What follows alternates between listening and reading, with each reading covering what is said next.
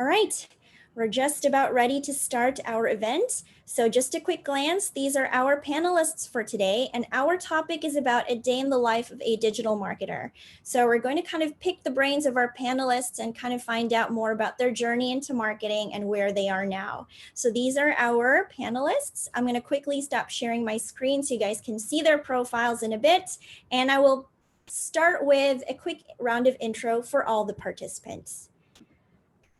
So if you are participating today, don't forget to switch your view to gallery view so you can see everyone's profiles. All right, great. So let's do a quick round of intro. Maybe we can start with Nico. Hey guys, Nico here, short for Nicola. So I've been in the world of marketing for about 6-7 years. I come from the world of operations, so I made the switch from ops to marketing. I've been in tech startups for about 5 years, and then I made a move to go to NTUC, and specifically NTUC Link. And we at NTUC Link are Singapore's largest loyalty program. So we are the guys behind the Plus card that many of you in Singapore use when you go and shop at FairPrice, but also other places like Caltex and Texas Chicken and all the others. Thank you, Nico. Let's move on to Answer. Hi guys, excuse me, stage fright. Hi guys, Answer here, Answer Ali, and I'm the founder of Growth Labs, which is my old little shop where I extend marketing consulting and training, something I'm very passionate about.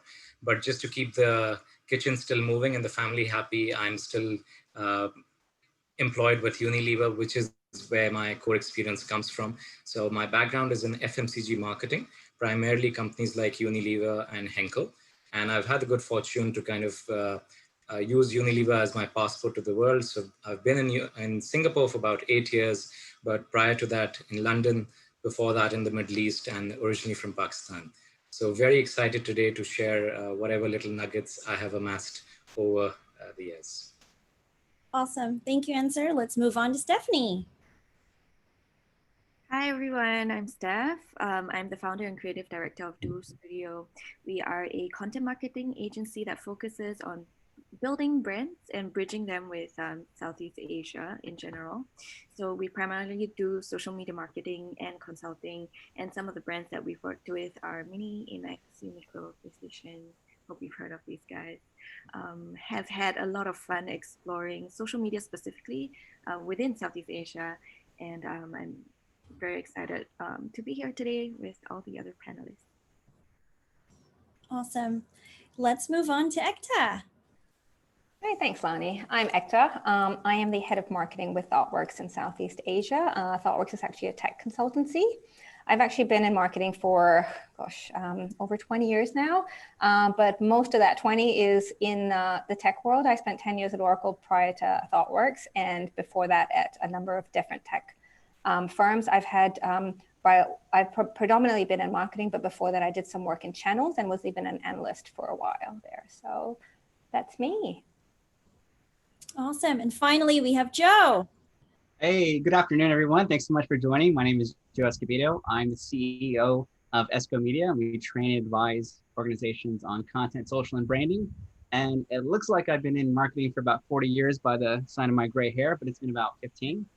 Started my career in traditional comms and PR, and then I realized, look, the future is digital. And about 5 or 6 years ago, I made the switch to digital, focusing on content and social. So yeah, thanks so much for joining. Happy to kick off today's session. Thank you, everyone. All right, so that's the glimpse of our panelists. I'm gonna share some questions to them to kind of get their insights on certain things. And I would like to start off with my question to Ekta. Ekta, you mentioned earlier that you've been in marketing for quite some time, and you have started your career early on in marketing as a marketing and channel manager. The landscape must have been so different and traditional then. So how significantly has the marketing landscape changed when you started your career then? How has it changed over the years, and do you see any innovation in the field now versus before? Oh, I think it's a whole different world, right? 20 years ago is a long time ago. And when you talk about the digital world, 20 years is, times 100. So we're talking an extreme accelerated pace of growth and development, and just not in marketing. I think while 20 years is a long time, even if you look back the last 5 years, things have changed dramatically. And I think where we are now and where we are going to be, 5 years from now is also going to be dramatically different. And I think that's just a pace of change that we need to accept. And that's just not in the world of marketing, right? It's the way, consumers have changed, businesses have changed, business models have changed. So we're operating in a new place that I don't think we could have envisioned. And even if, you look at 2020, I don't think, back in 2019, anyone could have guessed where we'd be today. And, I think the number of pivots individuals have had to do just this year alone and innovate, experiment, I think across the board, across all businesses and across all industries has been dramatic. So I think it's just the way the world is now. I think it's the way the function is, but I don't think it's just the marketing world. I think it spans all industries, all verticals, and most functions as well. But speaking about marketing specifically, I think we've had to adapt because business and business models have adapted. And I think one of the big things is tech was not present in marketing, many years ago, or it was there, but in a very basic baseline way. And today, marketing and tech are highly integrated. Tech is part of your strategy. Tech is part of your go-to-market. Tech is part of how we do what we do as marketeers. But the landscape has become so much more complex. We talk about a world that's overloaded with content. We talk about the sheer number of channels. So in today's world, marketers have to be very, very clear on what they're trying to actually achieve. Who their audience is, what are their measures of success, how do they actually get to where they need to go. So gone are the days when you could sort of broad brush it or broad stroke it. Now it's, you're talking understanding personas, understanding individuals. You're talking about user experiences. You're talking about journeys and nurture programs. And that's way far from where we were. And on top of that, these have to be authentic too, right? You can't just create a voice. Consumers, clients, our audience are much more discerning today than they ever have been. So anything you do has to be true and authentic as well. So it's a whole different form of engagement. It has to be timely. It has to be consistent. It has to be continuous. And then how do you eventually take that into conversions and all the other metrics that you would look at as a marketeer? So it's a highly more complex landscape than it ever has been. And I actually think it's going to continue to get more complex. But the good news is, today there's a lot of technology available to help us.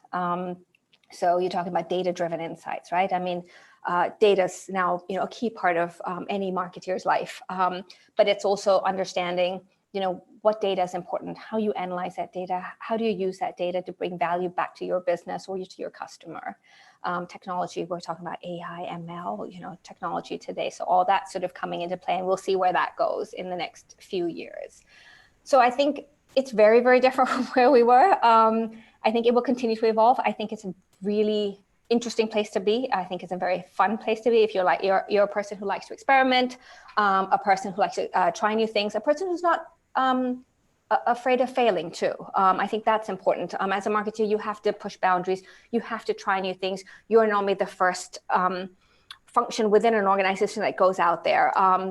So you have to be bold. I think is one of the key characteristics today of a strong marketeer. But I think one fundamental change that's come, aside from all this executionary things, is way back when, and I make myself sound old saying that, but way back when, marketing had its own little pocket. You were in a cubicle in one corner over there. And I think the role of marketing and how marketing is perceived in organizations today is different. We are no longer siloed. We are part of cross-functional business teams, making business decisions, bringing back business value. And I think that's a huge change that's happened. And because of that, we're able to do all these other things better than ever. But at the same time, there's so much out there for us to leverage in terms of channels, tech, everything. A marketeer now is in a harder position than ever before in trying to understand what you need to do and kind of filter through all of that to create a strategy or a campaign or a program that will bring value back to the business. Because at the end of the day, this is all about value, either back to your business or to your customer. So that's a pretty long answer to your question, but that's kind of, I would say, is what's sort of the evolution that I've seen from my perspective. Yeah. Thank you, Ekta. That was actually awesome. I do agree. I think it's because of the presence of data now that we can do targeted marketing. So it has changed over the years how we reach out to our customers, or the kind of people that we can group into different categories now and how we choose to market to them. If anyone would like to share their insights, because I know some of you have also been in the industry for quite some time. If you want to share any drastic changes that you've noticed from before when you did traditional to digital marketing now, please feel free to share. Yeah, I think for me, once again, the transition I've seen is, going back to Ekta's point, a lot more complexity in terms of what we're doing. There's tons of channels. Now, particularly during COVID, everyone is creating content, even our grandmas are creating content. So it's a bit overwhelming. And I think a lot of the times we feel overwhelmed as marketers. But one thing I always try to advise the clients you're working with is to simplify your approach, really scale down and focus on specific audiences. Don't try to go too broad. I was speaking with Simon Kemp, who is like a godfather in social in Asia. And he was telling me about this concept of 1.5. So have 1.5 channels, have one channel that you do really well in, and then 0.5 in like another channel, and start from that. Because the biggest thing, and marketers are very, very guilty of this, is jumping on the bandwagon. Anytime there's a new shining bell, there's a new platform, TikTok, Snapchat, whatever it may be, we want to jump on it. But the problem is, going back to Ekta's point, it may not fit within your brand, it may not be authentic to who you are as an organization. So once again, it's easy to get overwhelmed, but really stick to what your business does, what your audience does, and pick the channels and strategies that fit within that. I'm compelled to go next because Joe mentioned his white hair and I've got some as well. So yes, I will make no pretense that I predate the digital era. So clearly when I was drawn into marketing, I call myself the accidental marketer because clearly there was no digital at the time. And I'm, by the way, a finance person by profession, an accountant. So it was really by accident. I even applied to Unilever in London many years ago for a finance position. And it was not until the final interview, final moment that I was very inspired by some things I saw in the Unilever office. And I thought, okay, marketing would be fun. They might think I'm crazy, but let me just suggest if they could consider me for marketing. And thankfully, they did give me that chance. And I think to build on what Joe said, absolutely. I think the toughest thing that you will find as a digital marketer today is to make choices. You really need to make choices, because if your solution or your product is aimed at everyone, it's really aimed at no one. So Joe, I love that 1.5 example you gave. That's really what we need to do, because if you get it right for one set of people, chances are the rest will follow. But who's your bullseye target audience? And Ekta, I could really resonate with a lot of what you said, because when I also started off, I won't say also, I'll only speak for myself. I'm the oldie here. So when I started off in marketing was very woolly and nothing as tangible as finance. But now 20 years on, I think marketing is the new finance, where you can be very specific, very laser targeted. So it's really a question of, are you sure who you're targeting and what you want them to do? Thank you, guys. I want to lead off to just answer and a little bit about the insights that he shared about his history. You've spent 8 years in Unilever.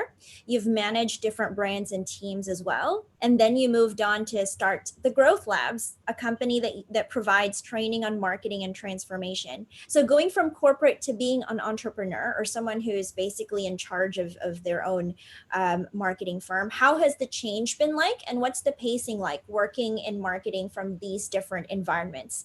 Is one more challenging than the other in terms of deliverables? Lani, that's a fantastic question because actually it's a very different world. But what's unique in my situation is that I haven't really moved on. So I have the good fortune of actually straddling both worlds concurrently. And that's how I planned it, at least for the next few years. Because interestingly, when I started off in Unilever, it was known to be a school of marketing, one of the best companies. But very soon, the fade hits you and the grass always appears greener on the other side. And someone wise told me, well, the grass is not greener on the other side. The grass is greener wherever you water it. So I decided, okay, why don't I not only water it where I am, but also get a taste of the other side while I'm still on this side. So what that effectively means is in parallel, I set up my own consulting and training. And it's a fantastic experience because straddling the two worlds helped me experience the day-to-day, let's say the challenges that any brand manager or anyone leading a big business or a brand feels.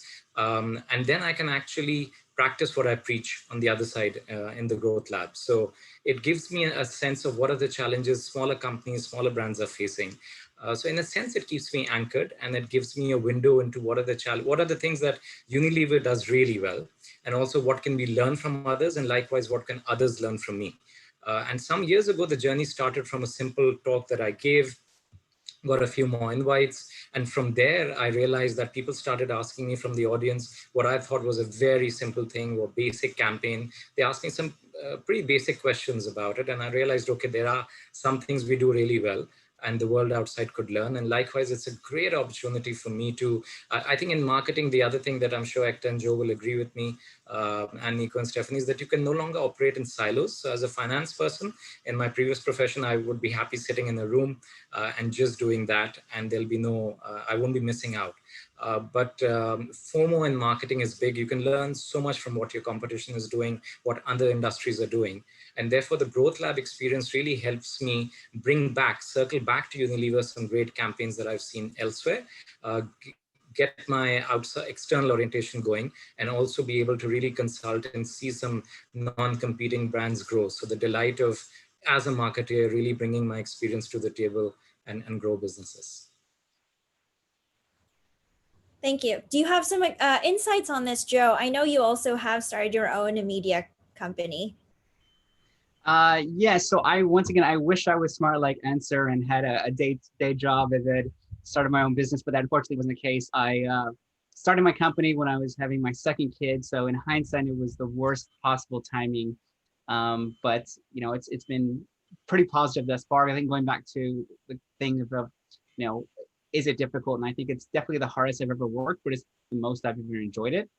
It's one of those things where you never stop because it is your baby. It's one of those things where once you have your own company, and I think some people can attest to this, is you never stop. You constantly thinking about it. Even in the middle of the night, I'll have ideas and I'll jot it down, which to be honest, my past employers, that was never the case. I apologize, guys, but it just wasn't. So it's something that, yes, it is difficult. And I think if you are smart, like Answer, do it in your spare time, see if you get some traction from it, for multiple different reasons. I think from a practical point of view, the challenges of now as an expat, getting things like visas to start your own company are getting stricter and stricter. So once again, don't follow what I've done. Follow the route of Answer. Do it. Have a day job. Do it as kind of a side hustle or moonlight at night, and then you know, things pick up and you get more traction in your day job. Then it makes sense to make the move. Right. Thank you, guys. We're kind of sort of changing now with the times, and I want to direct this next question to Stephanie. Steph, you've spent most of your career in the media, and now you specialize in social media marketing.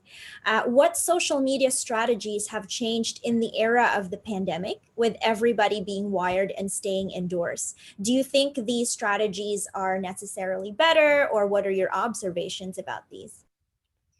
Yeah, good question. So when circuit breaker first happened, it really took quite a toll on the agency. We have the standing joke that, you know, whenever Lee Hsien Loong made an announcement on TV, we would literally be just standing by, and we just had a few hours to turn around campaigns, to call in our clients, to check in on what has changed and what they're willing to do. So I think we were really in a period where we had to go with the flow of things. And as an agency, it also wasn't right as our clients' partners to just be like, stuff it. We got to charge you for changes and stuff like that. No, we were really there to support them, and that was my priority as well. So I think it's really been an interesting age, especially with social media, where we do have the freedom and the flexibility to change things up quickly if we can move fast enough. And during this period, I have seen that businesses have been forced to really focus on digital and closing the loops between online and offline. For traditional businesses, and I think there are a lot of these in Singapore, that means having to quickly digitalize. And this has massive implications on ops, on processes, on budgets. And typically, if a business leader is not willing to go there, then this is where typically the business has suffered during COVID. So implications on social media are really based on where the businesses and the brands are at in their maturity with going digital. I think, for example, if they're not an established brand online, then they really need to think full funnel. And I think this also has the budgetary implications are also real. So if there are enough, if they've parked enough budget to go into marketing, then there's more to do. There's more to test, and there's more data that can come back in, and they can focus on the full funnel. But for example, if they're not an established brand online, for example, like if they used to be brick and mortar in like Geylang, for example, they need to think, so they really need to put in a lot of effort in pivoting. If they are already established, then it's about focusing on optimizing the bottom funnel, which is what Duo Studio usually deals with. We deal with a lot of MNC brands where consideration and conversion are, the touch points are mostly offline. So during COVID, we really had to think about how we could pivot to be pivot the brands to be less reliant on these, and how we can translate these typically the conversion and consideration touch points that are typically offline online, and also within the setting of social media marketing, which tends to be a lot more casual. The conversational element is also very important. I think moving on to myself, I'm the creative director as well. So for creatives, I think the biggest challenge is really how to tell the story differently. So I'm not sure if you guys have seen, but there's been a compilation of COVID campaign videos where they kind of all follow the same narrative, where you mean just picture empty streets, and then they'll tell you like, oh, rest assured, our brand is always here and has always been here and will continue to be, and then they kind of like just build up hope at the end. So I think for us especially, how do we change the narrative and really use your brand to energize a culture and a society that's really jaded right now? So I think those are the strategies that have changed. Whether or not they are good or not good, I do think as well that's really subjective to where the brand is at now. So certain brands are forced into survival mode, right? It's fight or flight. You have to do something to bring in revenue as quickly as possible. So in terms of like a long-term value brand perspective, some of these quick fire conversion campaigns might not actually build great brand value, but if that's what the business needs to earn money and to survive right now, then that's what the business owner needs to do. So I think whether or not it's good or bad, it's quite hard for me to judge. Yeah. Great, thank you, Steph. I'd like to get Nico's thoughts on this. I know that you're also working on NTUC projects. Are you doing the same sort of strategies, and what are some differences that you see as well?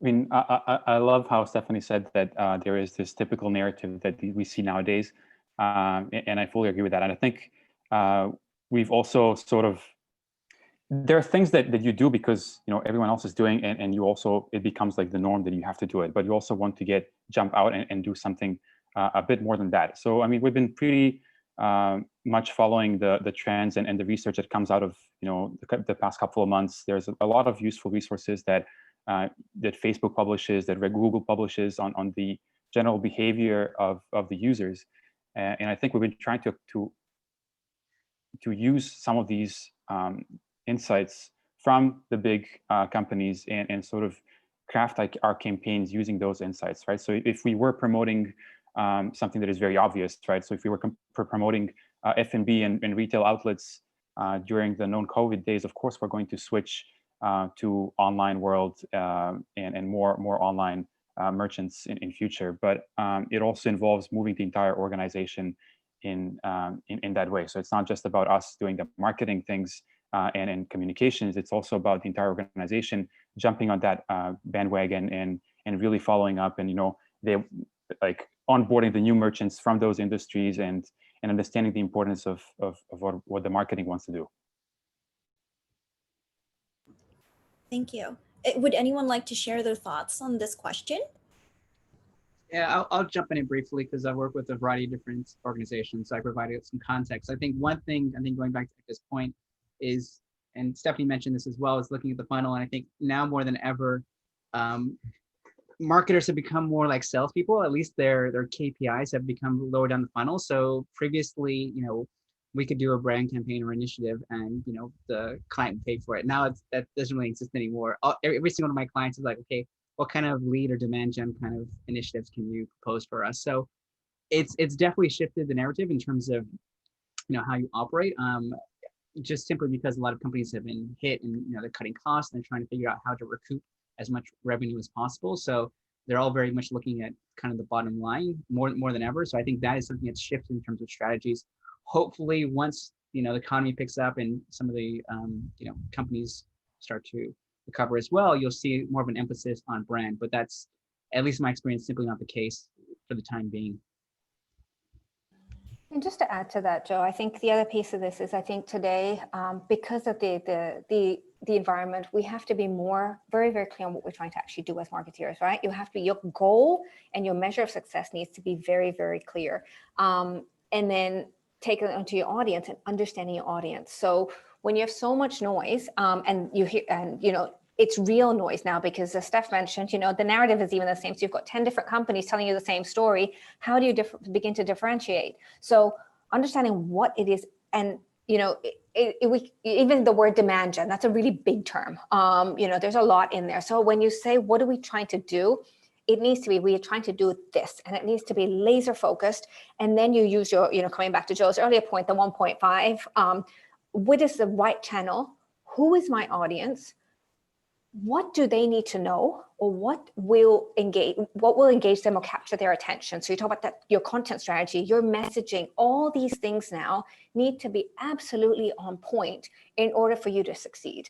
And that comes back to sort of that sales mentality, because it's got to resonate. It's got to address a pain point or a goal of that individual. So it's really, really, you've gone from super broad-based to the term 5 years ago, personalization, then one-to-one marketing. Now it's at a different level altogether. So I think that's the sort of thinking that's needed in this kind of environment too. And I don't think that's going to change even post-pandemic.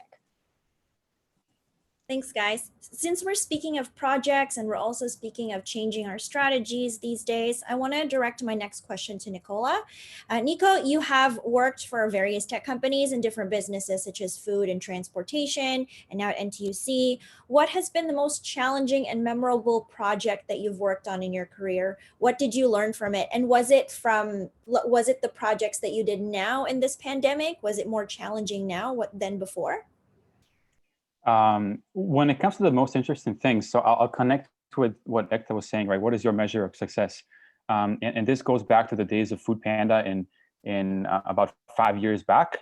So not many of you guys would know that Food Panda at that time, I was the head of ops. So for my role was managing the entire customer experience. But that customer experience included only your experience with the website and your experience with our customer care.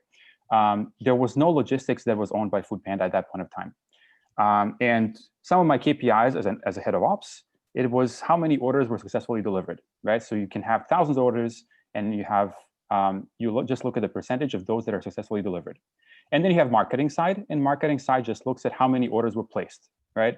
So it might seem that these two are metrics that you should be monitoring. If you're a marketer, grow the orders. If you are the ops guy, you just make sure that the orders are delivered. And there was one metric that at that time we were not monitoring, and that was NPS. And NPS sort of came in as a metric from our headquarters in Berlin at Foodpanda.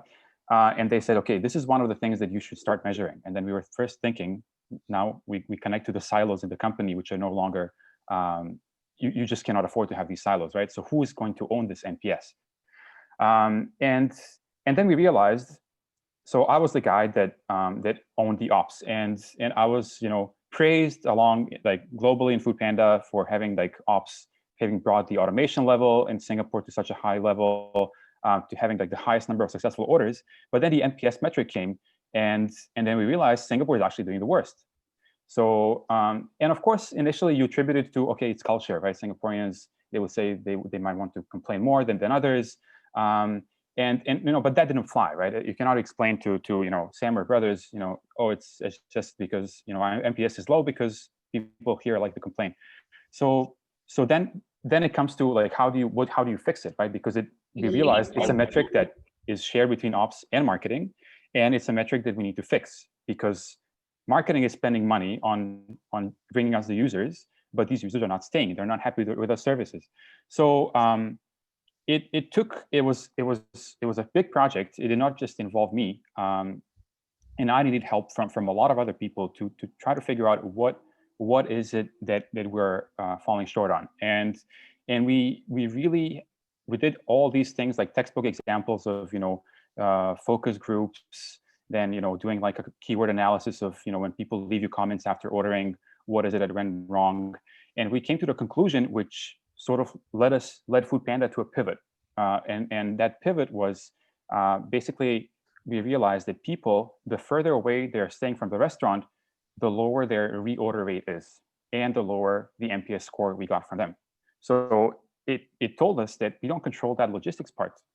And, you know, at that time, restaurants were delivering on their own. So that meant maybe we need to take care of that aspect of our service as well, right? So apart from customer service on the website, maybe we need to do logistics as well. So that led to a huge pivot, which of course, it's not a thing you do from one week to another. It's a thing you do from, you know, it took a couple of months, but led that to a pivot of Foodpanda insourcing all the delivery and cutting those delivery radiuses to a much smaller level than they were before, right? So it was a huge project. It was a very interesting project because it was really going from, you know, third-party delivery to us owning the delivery aspect of the business. Thanks, Nico. That definitely sounds like a really tough transition. I can kind of imagine what marketing professionals are doing now, scrambling during the pandemic. I mean, when it started. A lot of our participants in the audience at the moment are also thinking of making a transition eventually, maybe not immediately, over to marketing, and are also kind of exploring their options in this day and age. So my next question would be to Joe. You have transitioned, Joe, from a manager to a contributor, then to a trainer, being one of our instructors for the digital marketing class, and now a founder. So I'm assuming you've had some hand at recruiting digital marketers. And this is also a question that I think we got at the Q&A. What attributes or skills do you look for when you're hiring for a marketing team? So with your experience as an instructor with us, what skills in the course that you taught would you consider essential, or maybe what they can focus on? So I think skills really depend on what kind of, you know, role you're looking to do. I mean, there's tons of different skills in digital marketing. I can't pick one. You could be from analytics or social media, like we talked about today. So I can't pick one specific skill. What I would recommend, though, if you are looking to get a job, and this is something I've hired tons of people over my career, is I always look for people who have been there, done that. I look for actually two things. One of which is attitude. So going back to Edgar's point very early on, you have to be hungry, willing to learn, be willing to fail. That's something that if you don't have the mentality, then I won't even move on to the next question. So I think that willingness to learn, to grow, to fail, to experiment has to be there. Otherwise, digital marketing may not be the best fit for you. That's one. The second thing is people who have been there, done that. And what I mean by that is having some kind of, let's say you're a copywriter. Have you, for example, written anything in your previous role? Do you write articles in your free time? Have you posted on LinkedIn? These are the things I look for in addition to, you know, for example, a lot of people look at just your experience. I don't look at any of that. I look at what have you actually done, because that for me is more meaningful. It's very easy to you know, how do I say, exaggerate on a CV, or be very good at you know, communicating an interview. But I think a lot of us can probably relate to it. That's great, but if you haven't done it, it's very difficult. So your willingness to learn to grow, but also you might be saying, Joe, look, I come from a traditional role, or I'm a student and I don't have that experience. I mean, there's a lot of different opportunities, and I think it's really about taking it yourself. So you could do, some freelance work if you have a friend who is a entrepreneur, and you provide some support for them, or you want to get involved in a pro bono work for your favorite charitable organization. These are all things you can do to build your skill set, and most importantly, to have that portfolio. I think that is what a lot of hiring managers will look for, something that you've actually done. What were the results, good or bad, and what were some of the key learnings? So that for me is what I really look for when hiring any digital marketer. Thanks, Joe. This is a free-for-all question, by the way, for you guys. Ekta, you're head of marketing at ThoughtWorks, which is a software company. Feel free to share your insights if you've also, interviewed candidates, as well as Answer, and Stephanie and Nico. I think one thing, and this is slightly harder for grads, and I fully recognize that. So I think there has to be a difference if you're hiring someone who's sort of new to the industry versus someone who's a veteran. So right now I'm actually in the process of trying to hire someone, and I'm looking for someone who's kind of been there, done that for a while.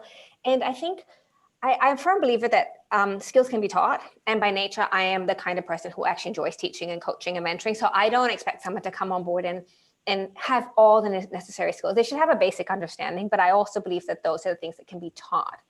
What cannot be taught, I think, or it's harder to teach, is when someone can connect the dots. Because when you talk about marketing, you're not talking about marketing, you're talking about a business. So if you're doing, say, we talked about earlier the fact that there's a lot of requests around demand marketing. So you're sitting in a room full of salespeople, and they're having this conversation. Now, to understand their conversation and the challenges they're having from a sales perspective, and convert that into what does that mean from a marketing perspective? What is it that marketing can do to help them in their areas of challenge, or reach their goals, or reach the people they're trying to reach? How do we help them? So take that, turn it into a marketing strategy, and then turn that into an execution or a project, and then take it out to market and execute it, and then come back with the metrics, the results for that. And I think that being able to do that process in your head is, I think, a skill that also comes with a lot of experience, and not just in marketing. It comes from working with people. So one recommendation I would always give, especially a junior person, and I was fortunate to have this very early on in my career, is even if your role is marketing, go and learn finance, understand what finance does, understand what HR does. It's huge in employer branding. Go and understand all the functions in your organization. Talk to the developers if you're in the tech world. I mean, I till today, I don't understand tech, but I talk enough to the developers and try and continuously learn and understand, so that, because the deeper my knowledge of the business, the better marketer I become. And I think that is something that I would encourage anybody who's making the transition, is not just don't keep yourself hold in marketing, because a marketer cannot work in isolation. You have to understand all functions of the business. I think some very wise words from Ekta and Joe. Difficult to top that, but the only thing I'll add to that is a bit building on what Joe was saying about, I think, Joe, those were not your words, but I think you were referring to showing evidence of what you've actually done versus what you're claiming in the CV. And I think one of the best things about marketing is that while it's specialized, it's not specialized, digital marketing. So you don't need a permit or a license. You can literally go out there and start experimenting yourself. So keep the spirit of experimentation, start anything on your own. The best thing is, if it's not a success, you don't need to talk about it. But if it is, you can go and brag about it. And you have the bragging rights both on your CV and in the interview itself. Now, what do I exactly mean? What I mean is, let's say you're in a completely different business right now. You're experiencing a new course. Hopefully, General Assembly is opening a new world out to you. Just pick up anything. It could be a friend that's in the entrepreneurial sphere, or you have an interest in football, or you have an interest in art. Start a blog on that, or just start a group on Facebook. And the agility to learn, just post things, see what's working in terms of creatives, images, text, what's not working. And then you can have a very informed and intelligent conversation about it in the interviews. And who knows, if you strike gold and if you do something worth mentioning, then it goes straight to your CV. If you don't, nobody needs to find out. Just to add, totally agree. Sorry. Go ahead, Steph. I think one thing that I look out for would be that self-interest. So just for context, again, we largely focus on social media marketing and largely on Facebook and Instagram marketing. So sometimes what I do is I really go into the Instagram profiles. I look at what people are posting, what people are following. People that have impressed me are those who also utilize like the free certifications that platforms are providing right now. So Google, Facebook, they do provide a lot of like highly subsidized or even free certifications that they can go for, or the people that do pro bono work. So the self-starters, the people that have I've met a bunch of students who are actually going to companies right now, asking them how they can help in terms of web design, just because they want to build up a UI UX portfolio. So that was really impressive to me. But for me as well, because I still consider our company a startup. We've been 5 years in, but as a startup, as the founder, I'm kind of like consistently, almost every quarter, I'm optimizing our processes, and it's consistently changing. Plus with Facebook's algorithm, you guys know as well, it's consistently changing. So there are certain value attributes that I look for in a person, and I've built it into the hiring process as well. We ask certain questions just to identify that each individual has these values, and these would be like grit, adaptability, curiosity, and synthesis that I think Ekta talked about as well as feedback handling. So I think these are core attributes that that really indicate whether someone will survive or not in both a startup agency environment as well as the consistent changing demands of digital marketing.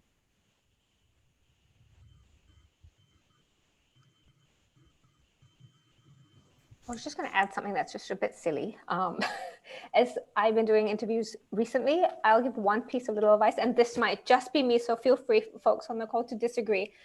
But many of the people I interview, when I ask them to share, previous experiences, one thing that I've noticed and is the amount of jargon used.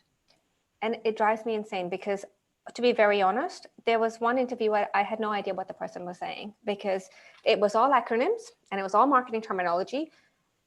And as a marketer, I didn't understand this individual, so I don't think anybody outside the world working would. So one advice I would give anybody who's interviewing, just speak English as well. Just keep it simple. Marketing is not complex. It shouldn't be complex. And if you need a dictionary to translate it, it's going to be hard, not just for you, but I think for any company you join as well. So that's something that I'm facing right now. So I just thought I'd throw that out there for anyone who is currently interviewing for a job.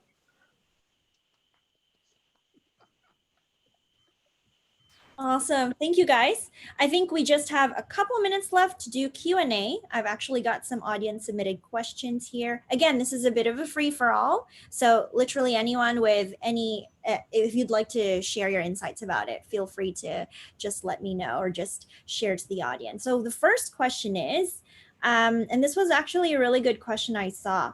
In your opinion, which one brand has or had the best COVID response that surpassed the usual narrative? And I think the attendee probably related this to what Steph said earlier.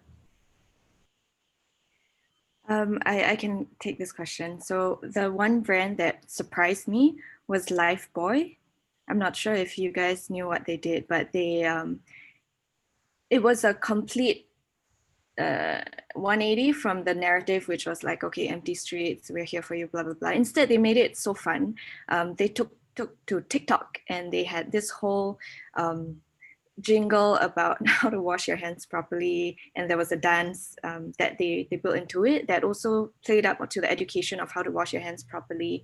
And I think it was just relevant for the season. It brought joy. It gave people something to do in their homes during circuit breaker, and it was a regional campaign that was pushed out. So that really impressed me. It wasn't a hey, gloom and doom, but hey, we'll be strong and resilient. It was really just value adding by people, giving people something fun and enjoyable to do, and also value adding by educating them on how to take better care of their health. Yeah. I must build on that, Stephanie. Thanks for mentioning, because Lifebuoy is a Unilever brand. And it's definitely one of the brands that has done tremendously well. Little doubt that it's the fastest growing brand of Unilever this year. So their campaigns have worked both in, not just the feel good factor that you rightly pointed out, Steph, from a consumer point of view, but genuinely, if you do the right thing, the business will grow. And just to build on what you were saying, they did multiple campaigns, one of which you mentioned. Rightly so, it was a regional campaign. So the good work travels. But it also particularly did well in India because they used a line which was an intended pun, which says Corona Lifebuoy, which in Corona, we know Corona 19, but in Hindi, it means do Lifebuoy. So it was a very action-oriented call to action that resonated. There was a jingle. And in that sense, it's definitely one of the brands that has done very well this year.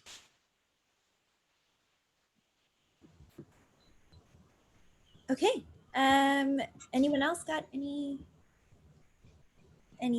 Okay, let's move on to the next question. This is a little bit more specific. From a question from Darlene. I'm a content creator who produces and edits. Would my current skill set add value when I switch to digital marketing? Just some general thoughts on this. Yeah, I'll jump in there as someone who creates a lot of content. I would say absolutely. It's definitely one of the skills that I think a lot of organizations are looking for.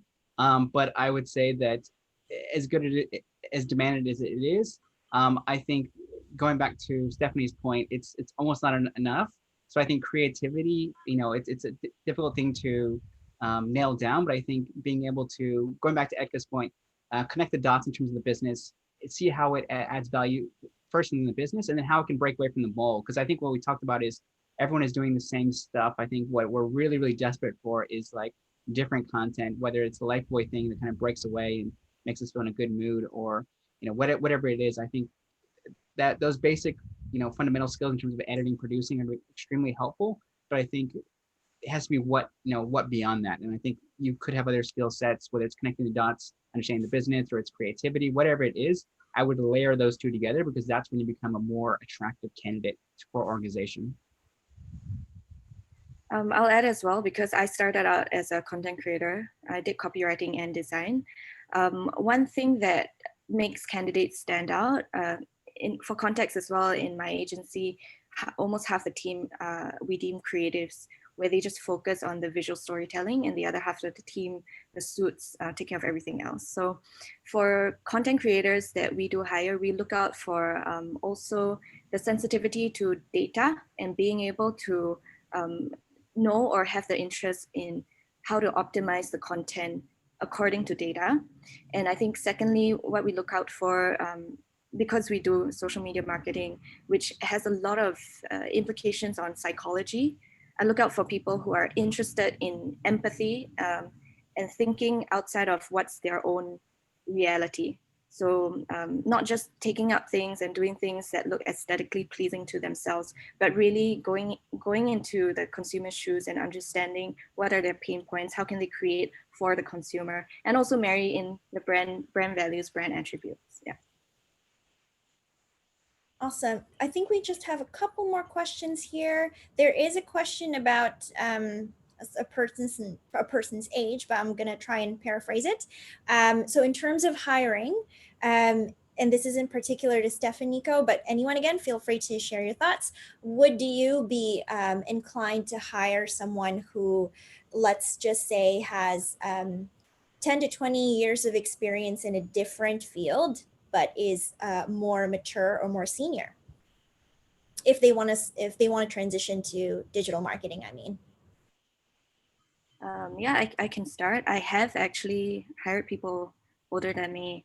I do think that there's so much value. Like, I am very aware of my strengths and weaknesses, especially as like a young, relatively younger co-founder. There are a lot of things and there's a lot of experience that I don't have. So I think as long as the value add is clear, and this person is willing to be open-minded and willing to learn, and also I think like have the capacity to run at our speed, just because social media is changing all the time, then totally open. I don't think age is an issue at all.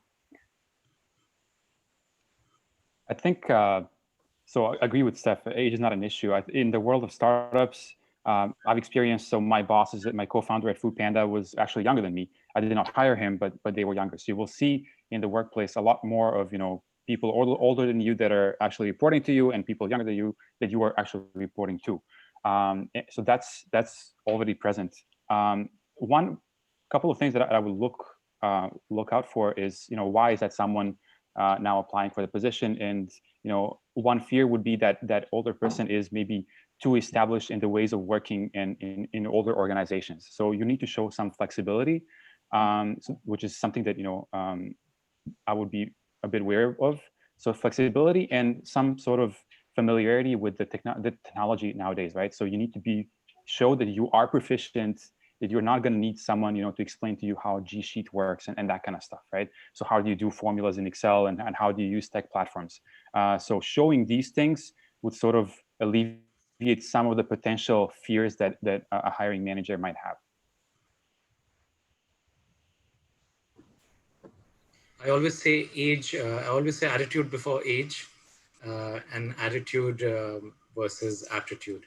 So I think Nico put it very well. You must put yourself in the positive frame of mind, because if you're already thinking age, you enter a conversation, even if the other person doesn't have it in mind, you will probably pick on it. So instead, if you peel the onion and really understand what are the concerns that anyone potentially would have with age, Nico nailed it. It's either you should show evidence of familiarity, you should show evidence of agility and flexibility, and age by the middle of the conversation will not even if it did cross their mind, it wouldn't become an issue.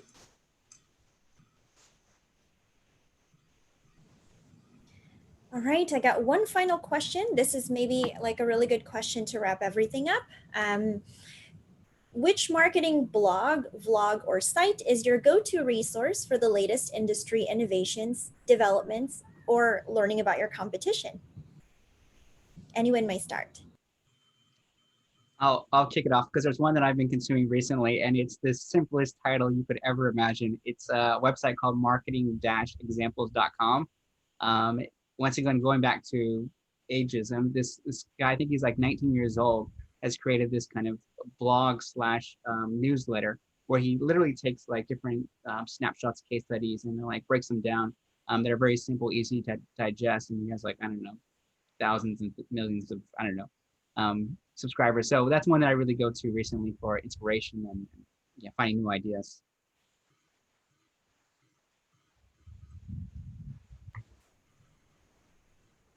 Anyone from the rest of the team? Anything that you're consuming at the moment to keep up with the trends? I'll suggest a very obvious. Sorry. Go ahead, Steph. You first. Go ahead, answer. Okay, I'll suggest a very obvious one, and that's the Cannes. So that's usually the time of year when I feel that, oh gosh, I need to brush up on what's happening around the world. And I feel that the Cannes website is a good one to go, because a lot of the submissions come with very simple to digest videos, which are all encompassing. They'll start with the insight, the idea, what was done. And then very interesting is how did they make it big? So the whole social media element, which platform did they use? How did they seed the idea? How did they make it big? So for me, some of the Cannes winning case studies are a good one to just learn from. Yeah, I was going to talk about podcasts. So I've been totally into them. I think they save me a lot of time and are such an efficient, way of learning. I've been obsessing about, leadership during transition, and I have a whole bunch of podcasts that I follow with that topic. But since this is not about that, I'll just look through my Spotify list and just pull out some marketing-based podcasts that I find are really good. There's one called The Traffic and Funnel Show. There's one called Sweat Hit with Mark Pollard, who is a strategist. There is one called Son of a Pitch podcast. There is one called Just Branding with Jacob Cass, Matt Davies. I think that gives very, very good frameworks to approach, especially when businesses keep changing right now. There's one called Ideas with Adam Smith. And the Daily Creative, more for creative ideation. So if you want more and more about leadership, more about entrepreneurship, feel free to send me a message and I'll share with you. Yeah. Awesome. All right. looks like we have just wrapped up our event. I'd like to thank our panelists one more time. Thank you, Nico, Answer, Steph, Joe, and Ekta for joining me today for a day in the life of digital marketers. If any one of you have any questions that you'd like to direct to any of our panelists, maybe I can share, if you're okay with it, guys, I can share your LinkedIn profiles. Feel free to send them a message.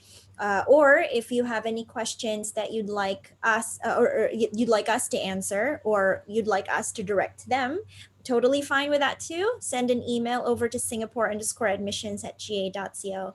Thank you once again, everyone, for joining us today. And I hope you have a great rest of your day. Thanks, Lani, and thanks, Zend, in the background for making us look good. Thank you. Hi, everyone. Thanks, everyone. Thank you, guys.